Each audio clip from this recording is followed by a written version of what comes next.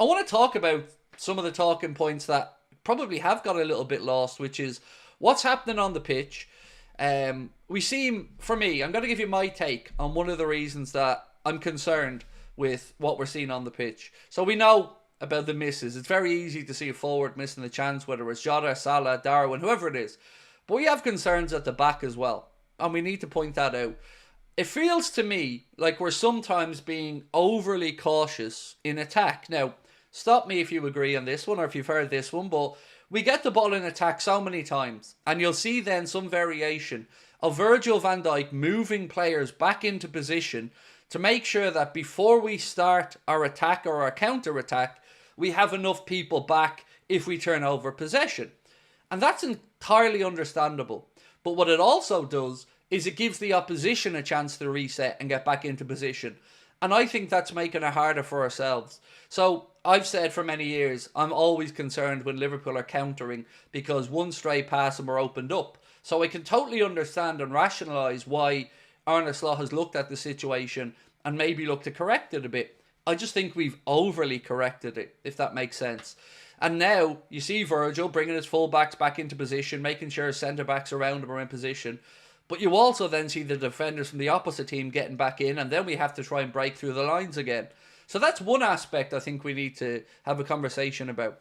On top of that, I don't think we're dealing with set pieces defensively or offensively particularly well.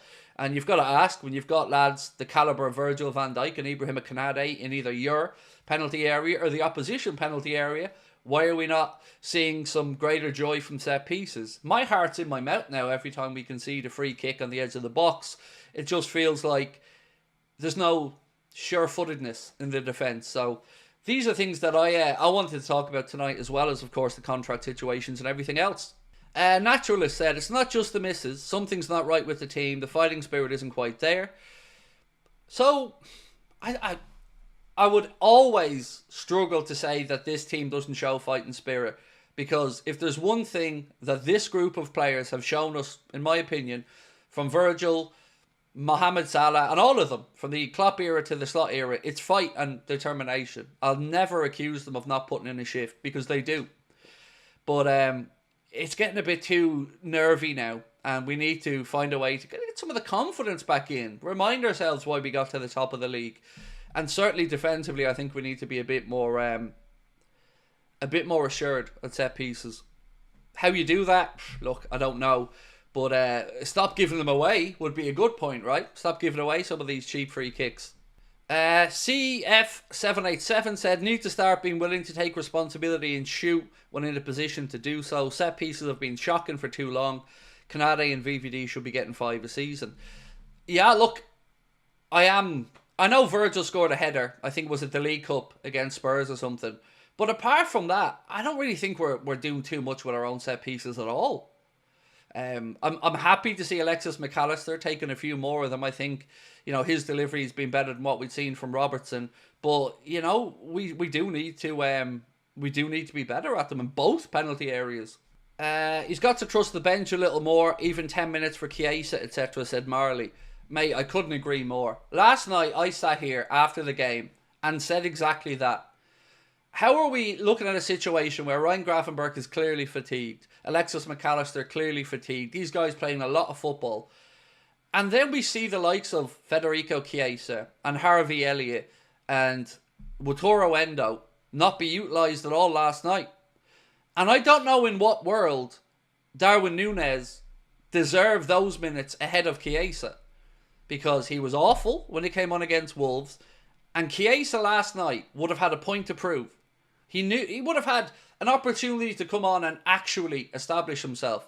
And he strikes me as the type of guy who wouldn't be shy about looking to take that opportunity. Now, I know we haven't seen the best of Federico, and we've seen him in PSV, and we've seen him in Plymouth, but we want to see him with the proper first team. So, if he's on the bench and he's making 140 grand a week, and we paid a transfer fee for him, why are we not utilising him? Why are we handicapping ourselves with only using half the bench? These are things that I think are genuine concerns and genuine issues that need to be spoken about, You can't be told that it's too hard to improve the squad, that you're happy with everybody, but then it's not playing out that way. The manager clearly doesn't trust certain players, and every manager has the right to feel that way. But we need to make sure that we start changing things, and we need to make sure that any player that the manager doesn't fancy is moved on, because some of the stuff behind the scenes is embarrassing at this football club. I want to take you back to a journalist again. I'm talking about David Lynch this time, who, by the way, blocked us on Twitter. Never said one bad word about the man publicly. Blocked us on Twitter.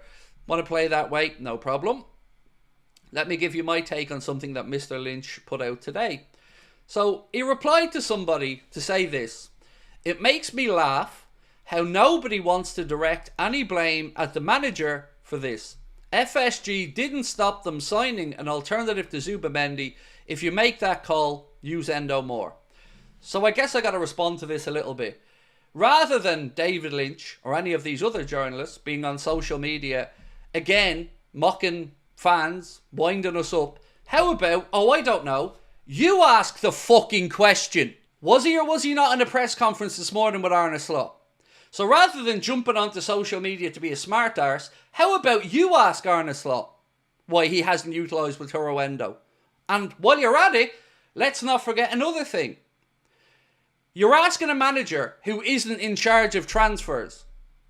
So, again, FSG, you say, didn't stop them signing it. We and everybody else in the Liverpool fan base don't believe that one bit. Because these guys, we've been told, Arne Slot's a head coach. We were told this. So asking the manager to be all over transfers when it isn't his responsibility, and this bullshit that Lynch and others seem to have about the empowerment of Hughes and Edwards, that's nonsense as well. They can only do what John W. Henry, Tom Werner, Mike Gordon, everybody else tells them they can.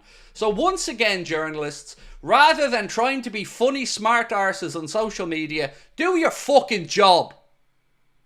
Because you could have asked that question, David, but you didn't. Yet again. And you know why you didn't? Because none of you have the balls to ask the difficult questions. You think it's on fans all the time. Get in there and do your damn job. You want to know why Arne's not playing Wataru Endo? Ask the damn question. Fed up of them. All of them. Look down their noses at the rest of us. Talk about doing things the right way. Talk about all of this. I have that clown Dominic King jumping on trying to say, I'm not standing for this. Tough shit. Do your job better. I'm going to keep saying it. Because fans are sick of it. We can't be scapegoated for everything. You have a job to question the manager and the club on behalf of your readership. If you don't have the backbone to do it, quit. It's a joke. It's an absolute joke. And I am going to continue to absolutely call out these absolute cowards until they start doing their job. And as I said to Dominic King, if you don't like it, I don't give a fuck. I'm here to represent Liverpool fans and my audience. And when you're not doing your job, you best be called out on it. And if you don't like getting called out on it, then go find yourself another job. Or do it better. Fucking clowns. Blocking everyone, hiding on social media. No backbone when it comes to asking where the lack of investment is. No backbone when it comes to asking where the transfers were. No backbone when it comes to asking about the wage bill. None of that.